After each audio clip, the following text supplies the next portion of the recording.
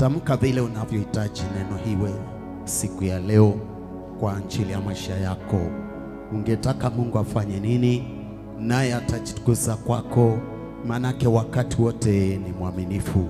Hivyo basi tamka neno kwa ajili ya neno la siku ya leo. Baba, kwa jina la Yesu Kristo, nakushukuru kwa ajili upendo wako mkubwa Bwana, na kuita kwa ajili ya neno la siku ya leo, na ikabidhi mikono mwako na itakaza kwa damu yako Yesu, na tabiria moto jinsi ulivyonena Baba wa mbinguni. Bwana, naomba nguvu zako zikatawale, kajitukuze kwa ajili ya kila moja Bwana, ikawe ni neno ya baraka, mafanikio na kuinuliwa. Kila maroho yanaweza simama kinyume, yote yasija kafanikiwa kamwe Bwana. Kila maroho ya confusion pia inaweza nchinua kinyume, na isije ikafanikiwa kama Yesu. Ninaomba nguvu zako zikatawale, Roho Mtakatifu kapate kuwa kiongozi, kaniongoze kupita kwa neno lako Bwana. Isiwe ni kinywa changu tu, bali nikawe ni nguvu zako Roho Mtakatifu, kwa neema yako na upendo wako Bwana. Asante Bwana kwa ajili ya kila moja. Kila maroho ya confusion inaweza nchinua katika mau, nimeikataa katika jina la Yesu.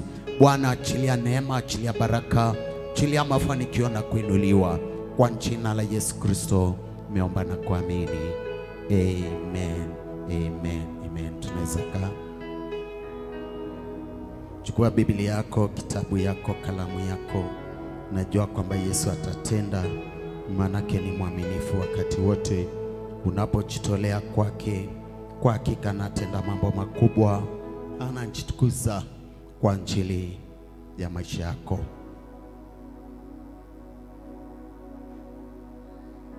Salamu, nataka tusalimie watu kwanza. Wacha tuhubiri kwanza, alafu salamu ni baadaye, sawa? Na Yesu atatenda. Chukua Biblia yako, kitabu yako, kalamu yako, na Bwana Yesu atawabariki. Basi neno la siku ya leo ni kuhusu to preach the gospel together. Hiyo ni kichwa cha neno la siku ya leo, to preach the gospel of Jesus together. Basi kwa ajili ya kuhubiri injili ya Yesu Kristo sio tafadhali. Sema amen. Yesu ametucommand tuweze kuhubiri injili yake vile anavyopenda, kwa ajili ya kufikia watu wengi wakombolewe na Mungu atende makuu kwa ajili ya wengi, na neno lake likapate kutimia. Sema amen. Bwana Yesu asifiwe sana. So Jesus Christ commanded believers to spread the gospel, the good news. Bwana Yesu asifiwe sana. Wacha tuone Mark chapter 16 verse 15 to 20.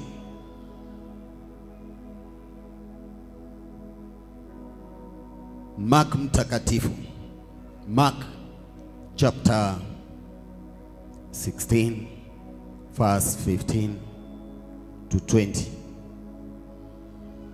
Neno la Mungu inasema namna gani?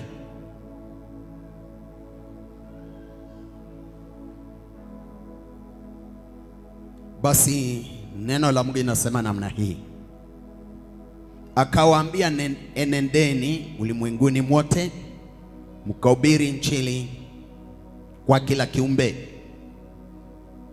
Aaminie na kubatizwa ataokoka, asiamini atahukumiwa.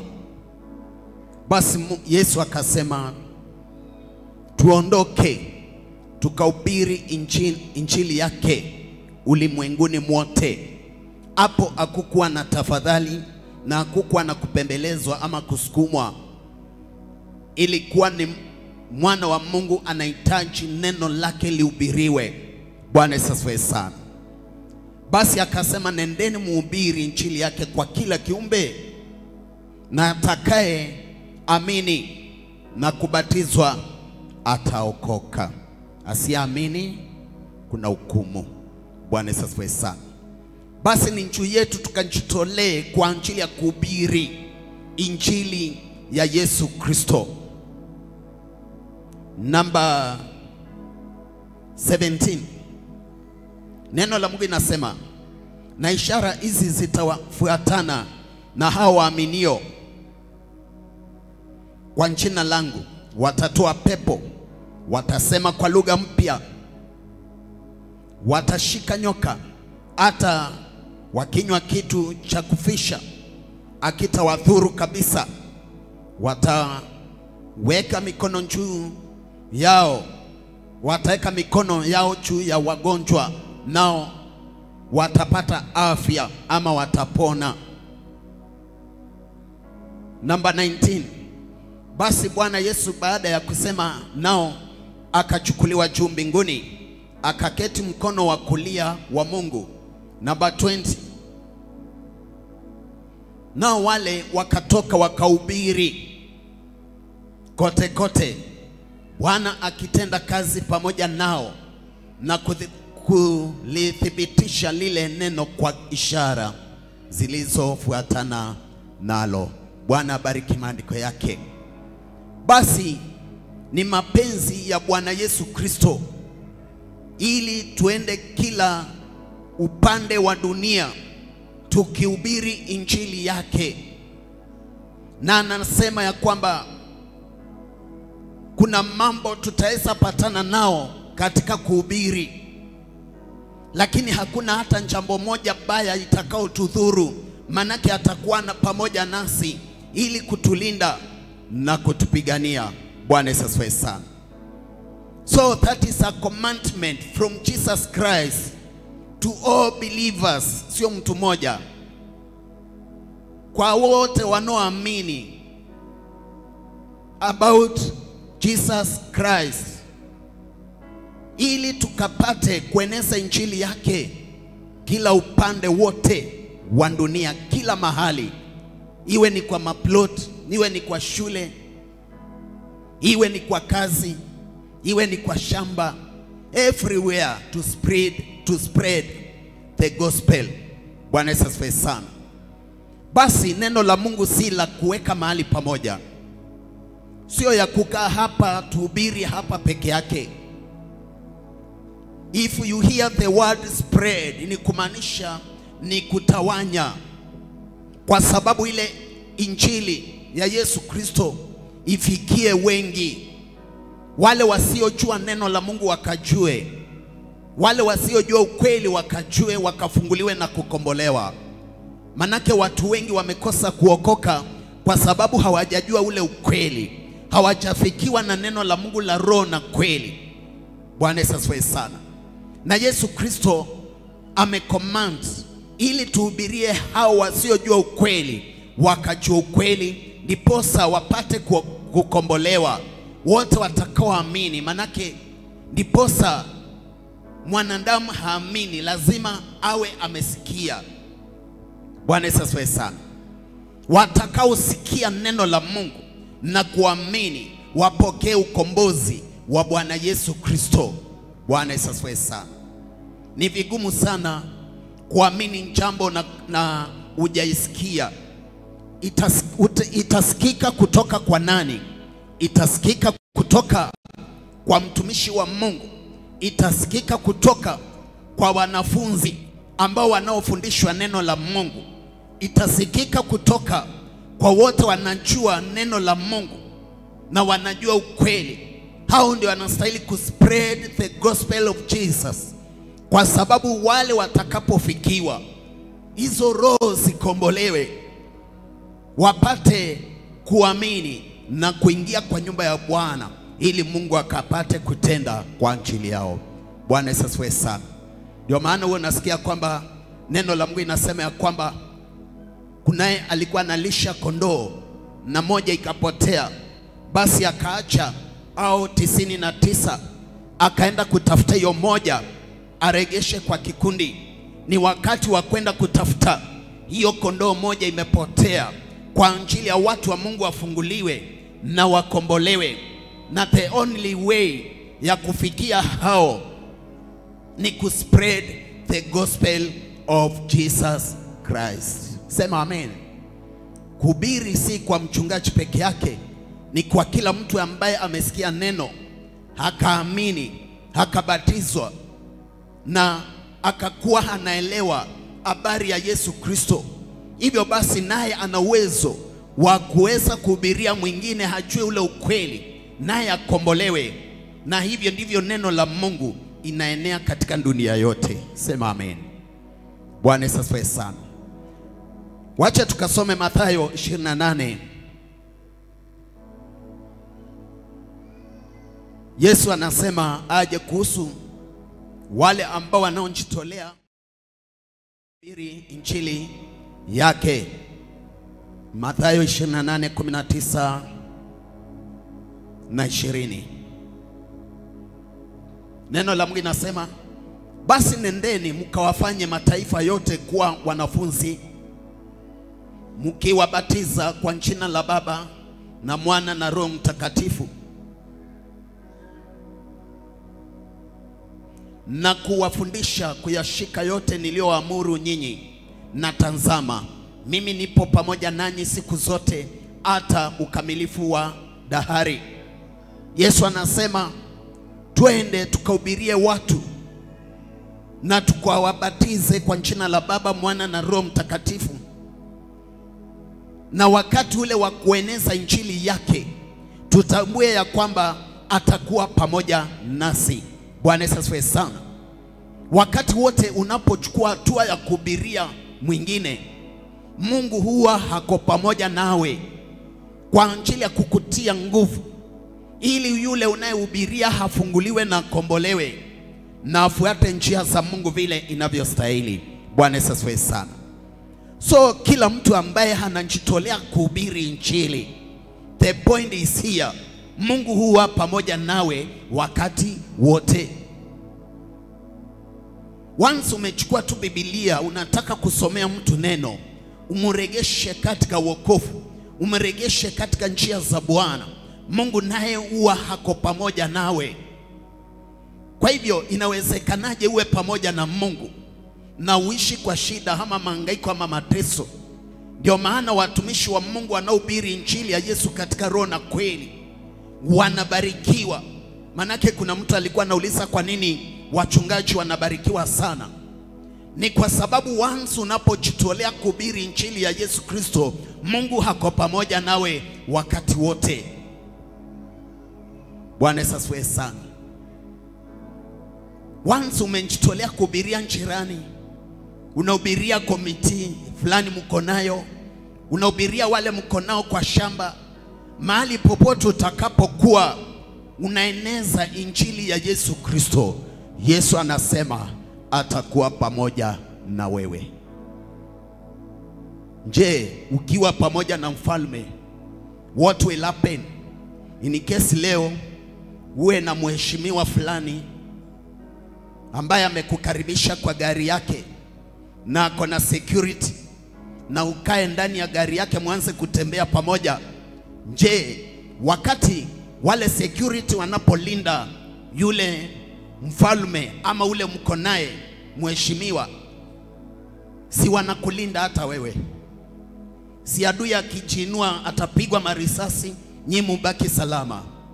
Je, kama kwa mwanadamu akikukaribisha tu kwa eneo lake, ile ulinzi yako nao na wewe utakuwa nao, je, nawe ukiwa na Mungu itakuaje? Basi ni kumaanisha ukiwa na Mungu, Mungu kuna mambo ataachilia kwako, kuna ulinzi utakuwa unatembea na wewe. Kila mtu huwa anaeneza injili ya Yesu Kristo upokea ulinzi wa kipekee. Wachawi watajinua lakini hawatafanikiwa. Maroho yatajinua lakini haitafanikiwa. Wakuu wa anga pepo wachafu wanaweza jinua lakini hawezi fanikiwa kwa injili yako, kwa sababu kuna kazi ya Mungu amecommand watu wafanye na wewe unafanya. Once umejitolea hivi useme nitaanza kuhubiri injili ya Yesu plot kwa plot, ama nitahubiri kwa barabara, ama nitaendea watu mmoja mmoja, ama nitaweka fellowship, Mungu anakuwa pamoja nawe. Bwana Yesu asifiwe sana. mtu mmoja, mwambie unajua Yesu anaweza komboa maisha yako. Mungu anakuwa pamoja nawe. So kuna advantage ya kuhubiri injili ya Yesu Kristo, manake naye Mungu hata kuacha. Yesu Kristo atakuwa pamoja nawe. Bwana Yesu asifiwe sana. Warumi, Romans chapter 1 verse 16. Neno la Mungu linasema namna gani? Neno la Mungu linasema hivi: kwa maana sionei haya injili, kwa sababu ni uweza wa Mungu uletao wokovu kwa kila aaminie, kwa Myahudi kwanza na kwa Mgiriki pia. Neno la Mungu imeanza pale na kusema kwa maana sionei haya injili. Watu wengi wanaonea haya injili ya Yesu Kristo, wanakuwa hawana nguvu ya kutangaza injili ya Yesu Kristo kwa sababu wanasikia haya. Bwana Yesu asifiwe sana. Unapata ni vingumu ya Yesu Kristo, manake hataki wale ako nao wajue kwamba ameokoka. Na hapo ndipo weakness inaanza. Unaweza kuona ama unaweza shindwa kwa sababu gani kitu fulani hakijafanikiwa. Kumbe Mungu alikuwa anahitaji kwa hiyo committee, kwa hiyo shule, mahali unafanya kazi, kwa hiyo jirani, hao wako kwa barabara, uko kwa magari, uhubiri injili ya Yesu Kristo, utangaze injili ya Yesu Kristo bila haya, ili hanga yako ifunguke na maisha yako yafunguke. Sema amen. Bwana Yesu asifiwe sana. Kuna watu hata kisalimiwa kwa simu nako kwa mkutano, asikie Bwana Yesu asifiwe, utasikia ngoja taongea, kwa sababu hataki kusema amen. Hiyo ni kutangaza injili ya Yesu Kristo. Neno la Mungu linasema waoga hawataona ufalme wa mbingu. Kama utaongopa ukiwa katikati ya watu kutangaza habari ya Yesu Kristo, basi wewe ni mmoja wa wale ambao ni waoga, ambao wanazuia injili ya Yesu Kristo kuenea. Bwana Yesu asifiwe sana. Kuna dada moja alikuwa anafanya kazi ya nyumba hapa, na si moja ni wengi. Wamehubiria wadozi wao, na wadozi wao wakaamini, na walipoamini wakaja kwa nyumba ya Bwana, na katika nyumba ya Bwana wakabarikiwa. Kama ule mfanyikazi angeongopa kuhubiri injili ya Yesu kwa hao, angesikia haya, hawangekombolewa, hawangejua ukweli, na hawangefunguliwa wafike katika nyumba ya Bwana. Bwana Yesu asifiwe sana. Hiyo roho ya uoga ndio imetawala kwa watu wengi. Hawataki kuhubiri injili ya Yesu Kristo, hata kwa wakubwa wao ama kwa wadogo wao. Kuna wengine hawataki kuona juniors wakiwa wanajua kwamba ameokoka, manake umewaandika wewe, unaweka wokovu kando kwanza, kazi ifanyike. Bwana Yesu asifiwe sana. Wanastahili kutambua hata kama we ni bosi yao, lakini umeokoka na unampenda Yesu. Bwana Yesu asifiwe sana. Na utangaze injili ya Yesu kwao, pia wao wakombolewe, wapate kuona ufalme wa mbingu. Sema amen. Nimeona watu wengi sana hapa wameleta wafanyikazi wao hapa, hata wengine wamenipa namba ya simu, kwa wengine wakiwa anafanya nyumbani, tunawasiliana na Mungu anatenda kwao wakiwa mbali, na ni wafanyikazi wao. Bwana Yesu asifiwe sana. Basi kueneza injili ya Yesu Kristo si kuwa tu pastor na kuwa kwa madhabahu. Hata wewe una uwezo wa kueneza injili ya Yesu Kristo ukiwa position ile huko. Bwana Yesu asifiwe sana. Manake kila yote anayefunzwa neno la Mungu ni mwanafunzi wa Yesu Kristo. Sasa kila mtu hapa ni mwanafunzi, unaendelea kufunzwa. Bwana Yesu asifiwe sana. Basi neno la Mungu ikasema hapo ya kwamba sionei haya injili ya Yesu Kristo. Watu wengi wamerudisha neema ya Mungu chini kwa ajili ya kusikia haya. Bwana Yesu asifiwe sana. Inasemaje hapo Warumi? Tukienda tukirudia huo mstari alafu tumalizie hapo chini. Warumi hiyo 1:16. Neno la Mungu linasema kwa sababu ni uweza wa Mungu. Wacha tusome in English. For I am not ashamed of the gospel of Christ, for it is the power of God unto salvation to everyone.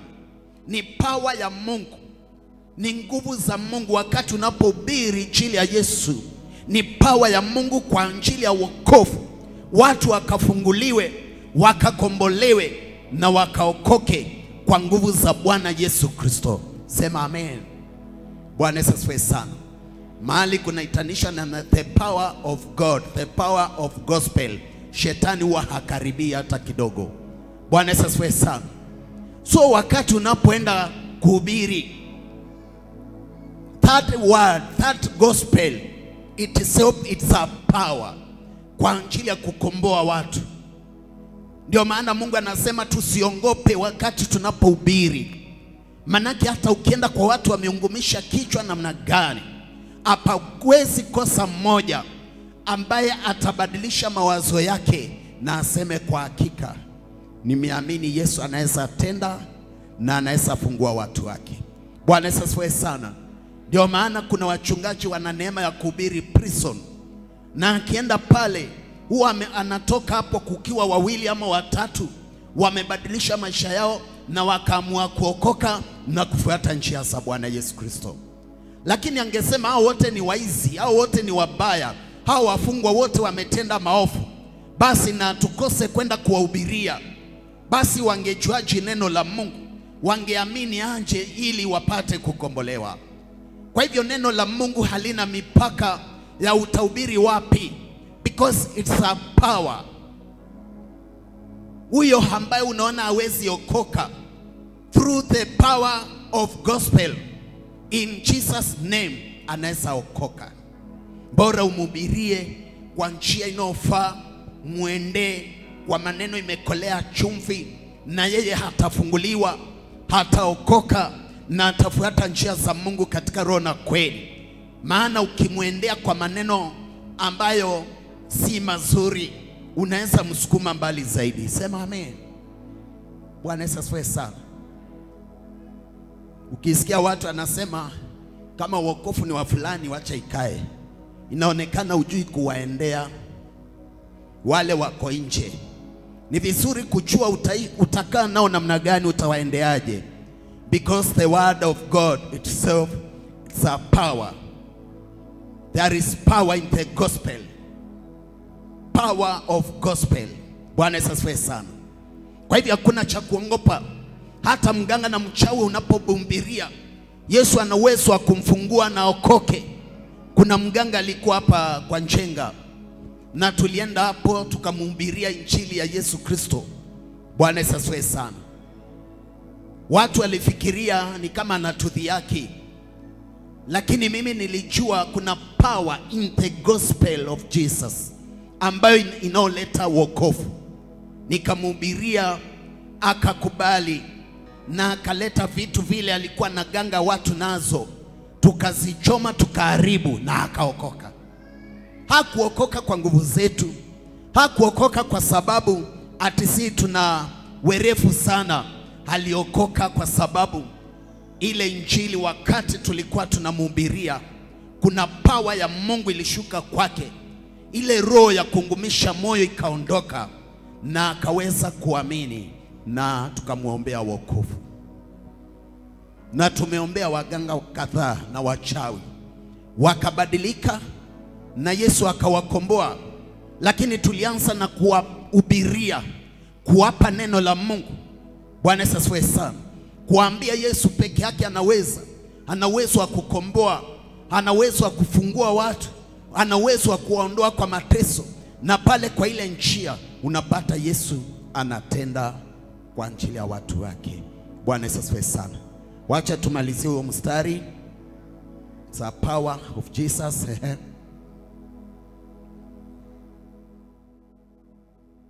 Power of Jesus. Okay. Neno la Mungu linasema the power of God unto salvation to everyone that believe, to the Jews first and to the Greek. Bwana abariki maandiko yake. Kwa hivyo ni kwa watu wote. Kuna hiyo power ya Mungu in the gospel, na wakati unapohubiri watu wa Mungu wanafunguliwa. Tende Timothy, 2 Timothy chapter 4 verse 2.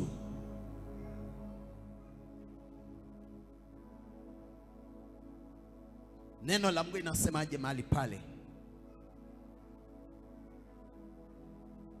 Neno la Mungu linasema lihubiri neno, uwe tayari wakati ufao na wakati usiofaa, karibia, kemea na kuonya na uvumilivu wote na mafundisho. Preach the word, be ready in season and out of season. Convince, rebuke, exhort with all long suffering and teaching. Basi Yesu anasema tuhubiri injili yake kwa wakati unaofaa na wakati usiofaa. Bwana Yesu asifiwe sana. So the gospel of Jesus Christ, si kusema ati hapa haistahili. Hakuna mahali the gospel of Jesus Christ haistahili. Uko haistahili ndiko unastahili. Uko ambapo injili ya Yesu Kristo haistahili, iwe ni kwa baa, iwe ni kwa barabara, iwe watu wako busy wanaendelea kuuza vitu, uko ndiko kunafaa. Na pia hata kule kunaofaa tuweze kuhubiri injili ya Yesu uko. Bwana Yesu asifiwe sana. Haleluya. Kwa hivyo ni kumaanisha hata kama watu watakukataa, hata kama watafanya nini, wewe make sure umehubiri injili ya Yesu Kristo na umemaliza kazi yako. Ukikaribishwa kwa boma fulani na wako wamekuita uhubiri, ukifika unawaambia ningetaka tushie neno la Mungu mahali, na hapafai uko si kwa neno la Mungu.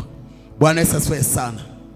Ndio maana tunahubiri kwa mazishi, tunahubiri hata kwa harusi.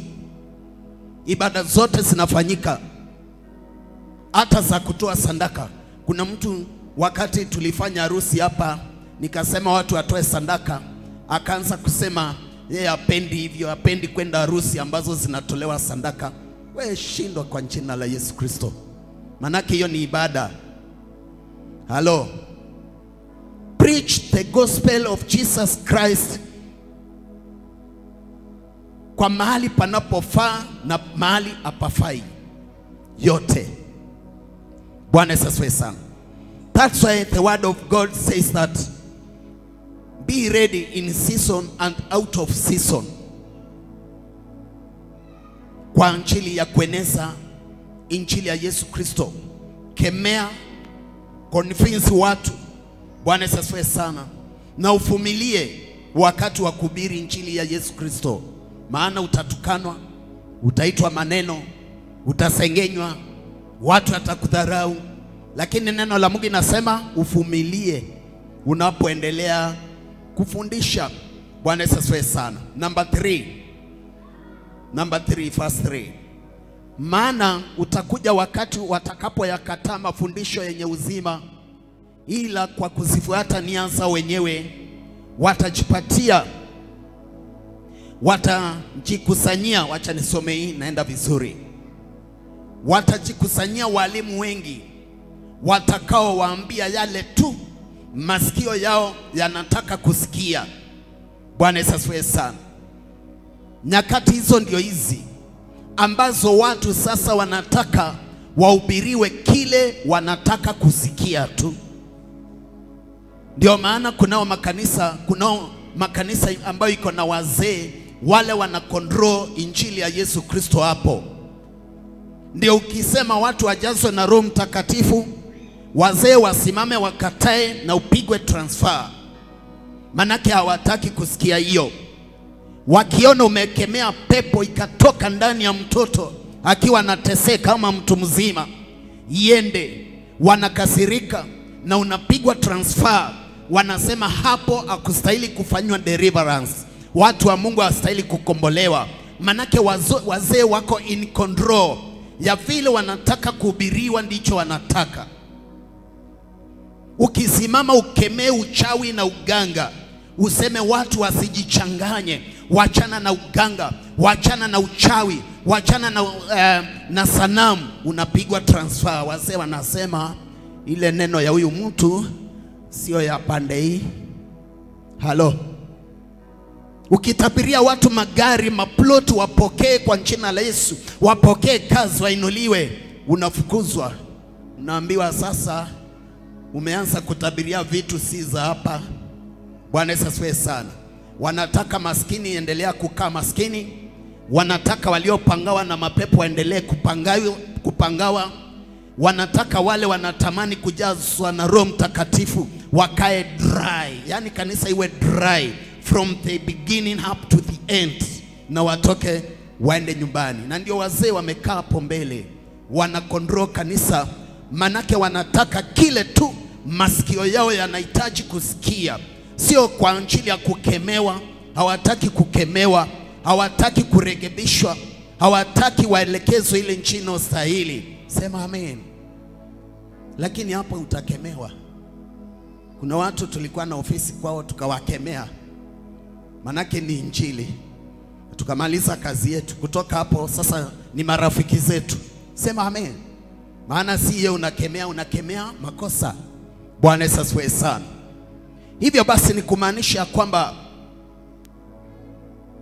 ni vizuri ukajitolee kuhubiri injili ya Yesu Kristo, ukitambua nao watu wametokea wanaotaka kusikia kile tu wanataka kusikiza, na wewe usije ukakubali wa kuconvince. Wahubirie ukweli, waelekeze katika njia hii ili wakombolewe, wajue injili ya Yesu Kristo katika roho na kweli, wajue kujazwa na Roho Mtakatifu si dhambi, wajue kukemea mapepo kuondoka ndani ya watu sio dhambi. Bwana Yesu asifiwe sana. Ili wakishajua ukweli nao wakombolewe, wafuate njia za Mungu katika roho na kweli. Sema amen. Bwana Yesu asifiwe sana. Wacha tuendelee hapo mbele. Neno la Mungu linasemaje? Number 4. Nao watajiepusha wasisikie yaliyo kweli na kuzigeukia hadithi za uongo. Ujue kuna watu hawataki kusikia ule ukweli, kila wakati washangeukia hadithi za uongo.